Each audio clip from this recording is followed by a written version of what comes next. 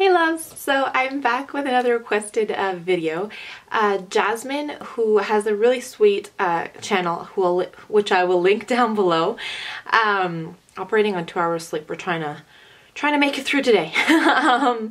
Asked me to do a review on like my collection of the Hourglass liquid lipsticks. I talked about the one I have on right now in my Crazy About Lipsticks tag, which, where am I going to link it for you guys? So I have 3 and I do have a strong feeling about them one way or the other. I'm sure you probably know already which way I'm going to go with it, but I thought I'd talk about it, show you some swatches, sort of review it a little bit, and as always, leave me any questions you have down below. And yeah, any chance to do a video about lipstick, I'm all about. So yeah. Before I jump into the swatches, let me just talk about the lipsticks on their own a little bit.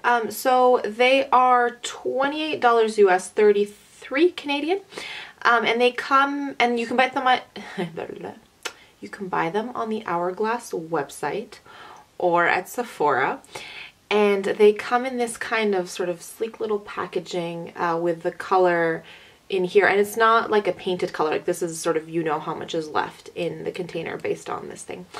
And they come in a decent amount of shades. There's not a huge variety, but there's a decent amount of shades. I have, like I said, 3 of them, which I'll show you. And they go on liquid. They're not as liquid as the Lime Crime Velveteen. Thumbs up this video if you guys want like a comparison between these guys and the Lime Crime Velveteens. But what was I going to say? I'm losing my train of thought. They're not as liquid. They are liquid though.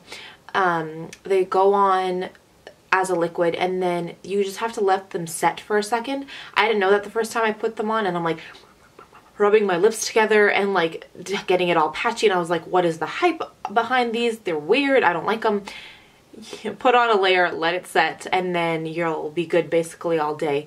I eat sort of lunch and almost dinner sometimes some days wearing these guys, and yeah, I get a little bit of fading, but not in like a super patchy way, or not in a way where I feel like I have to reapply, which is lovely. I do find, for me at least, I know some people have different opinions on them, but for me, I can, if I get a little fading, I can reapply this guy right on top and it's fine. I don't get any sort of flaking or what have you. But that is an issue that I have heard some people talk about, that if you have one layer on, it's faded a little, you have to wipe it off and put on a whole new layer. What else can I tell you? Oh, so it has a little doe foot applicator, which I'll show you.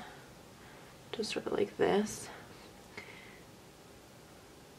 What's great about it though is that it's super flexible. Like, I don't know if you're gonna be able to see, but like it goes this way and that way, and like it's just really flexible, which makes getting it into sort of all the little creases and like, I don't know, I've trouble getting really great lines, and I'm sort of really OCD about it. So I love the applicator on this guy. I think that's all I want to tell you. Again, if you have any questions, let me know down below. If you guys have any of these lipsticks that you love, let me know what they are. If you have different formulas of liquid lipsticks that you enjoy, also let me know what they are. So I can try them out and go play. What's the last thing I want to say? These are also super great because they have very little transfer, like I sort of showed in, again, that Crazy About Lipstick tag and talked about. Like, I would sit and drink from glass and I'd get no transfer anywhere, and my lipstick would stay on the way I wanted it to. So these are great if you have like a long day, or if you have an event that you're going to and you don't have time to keep reapplying. Huge win. I told you I felt strongly about them, and it's lipstick. If I have it and it's still back there, I probably love it. So I'll just jump into the colors that I have.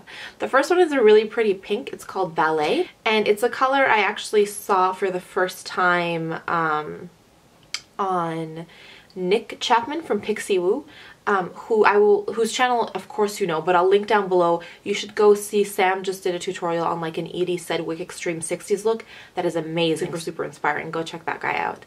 But that's when I first heard about this color, and I loved the color first, and that's how I got into the formulas. So it's a beautiful pink. It has nothing to do with ballet slippers, but it's just like a beautiful, really vibrant pink. I really like it. I will wear this like alone with just mascara, and I find that because life is just too short, it gives a nice pop of color and enough of something on your face even when you're not wearing much of anything. So I like that guy a lot. The second one I have is a corally color. It's like a neon coral though.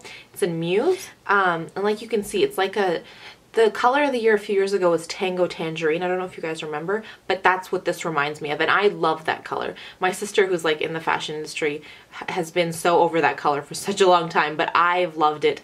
And so I love this color on my lips. I have Suede Berry by Lime Crime, which is similar, but not quite as neon as this guy, I find. So a huge recommendation on my end.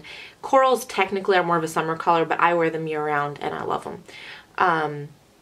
Paired with just like a simple, like all these colors are so pretty. You could pair that Muse color with like a black liner and just like a really soft face and you'd be off to the races.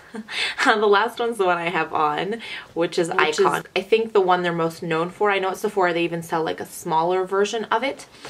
I love it. I know some people don't love this color, but I really enjoy it. I have a bunch of different reds, and this one is like my ox blood red, like a deep sort of crimson-y red.